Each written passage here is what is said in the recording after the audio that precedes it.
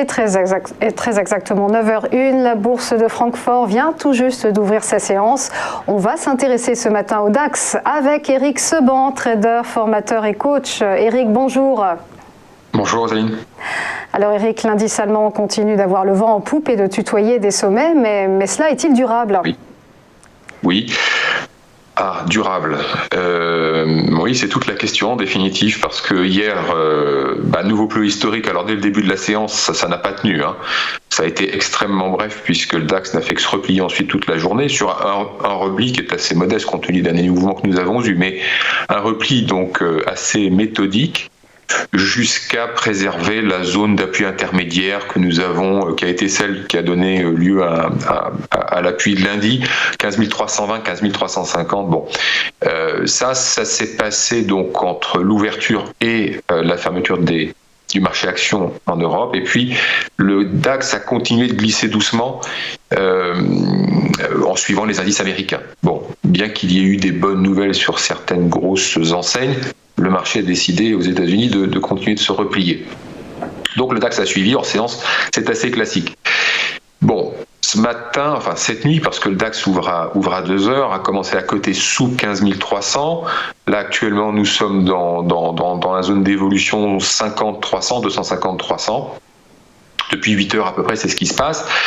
Et pour la journée, je vous ai matérialisé sur le graphique deux scénarios possibles, à savoir un rebond à partir de la zone actuelle qui confirmerait un petit peu ce que vous dites, à savoir va-t-on aller plus haut et va-t-on s'y maintenir ? En tout cas, je fais l'impasse sur une forte baisse, donc je me dis qu'à partir de la zone actuelle, on peut tout à fait avoir un rebond, ou bien aller chercher un cran plus bas sur 15 180, 140.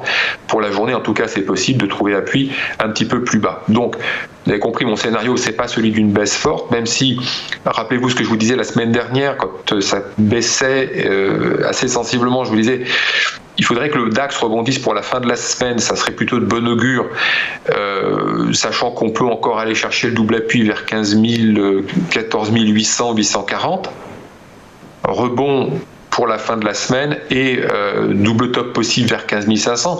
Ces trois scénarios se sont déroulés en quelques jours. Entre le moment où je vous l'ai dit et la fin de la semaine, c'est exactement ce qui s'est passé. Tout va très très vite. Donc, la tentation d'aller vendre le double top sur 15 500, forcément, beaucoup se sont posé la question.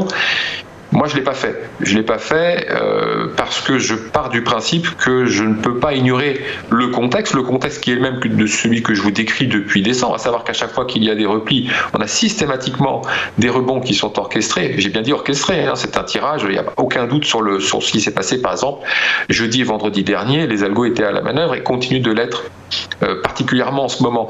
Donc, dans un contexte comme celui-là, faire l'hypothèse que le marché peut encore décrocher fort et peut-être entamer une baisse durable, c'est pas le scénario principal, vous l'avez compris. Et justement parce que le contexte, depuis des mois, nous montre qu'à chaque fois qu'on a eu des replis, on a eu des rebonds importants. Donc pour le moment, je vois plutôt au contraire.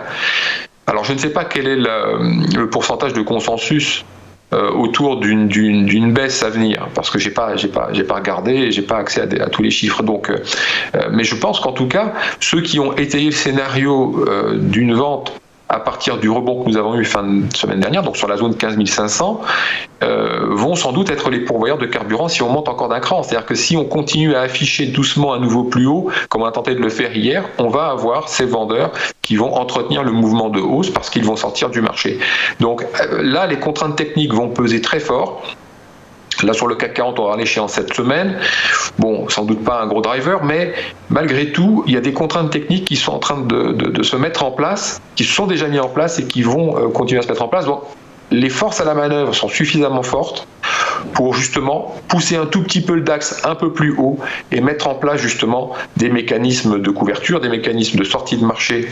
Toutes les contraintes techniques dont je parle, c'est ça, il y en a d'autres, mais on n'aura pas le temps de les évoquer toutes, mais en tout cas, le graphique est trop beau pour être honnête en ce moment, si je peux m'exprimer de cette manière-là, je ne sais pas si je peux vraiment, mais disons que je n'irai certainement pas faire le pari de la baisse en ce moment, et que mon opinion est que on va sans doute avoir un nouveau tirage, peut-être vers ce fameux objectif que je vous ai indiqué pour mai, c'était à la mi-avril et toujours sur le graphique. Je ne serais pas étonné qu'on aille le chercher. Alors, je vais vous dire, pas forcément demain, après-demain, mais en même temps, vu ce que j'ai vu la semaine dernière, tout est absolument possible en termes de vitesse sur le marché. Surtout qu'on n'a pas beaucoup de densité. Hein. Les acteurs de la gestion, les pourvoyeurs de carburant, ceux qui agissent sur un plan fondamental ne sont pas présents. Ça fait longtemps qu'ils ne sont pas présents. Donc on a beaucoup plus d'algo, peu de densité. Donc évidemment, tout peut se passer dans le vide, comme on l'a vu ces dernières semaines. Voilà, tout est possible, c'est ce qu'on va retenir. Merci Éric Seban pour votre décryptage et merci d'avoir rectifié pour l'horaire d'ouverture de la Bourse de Francfort.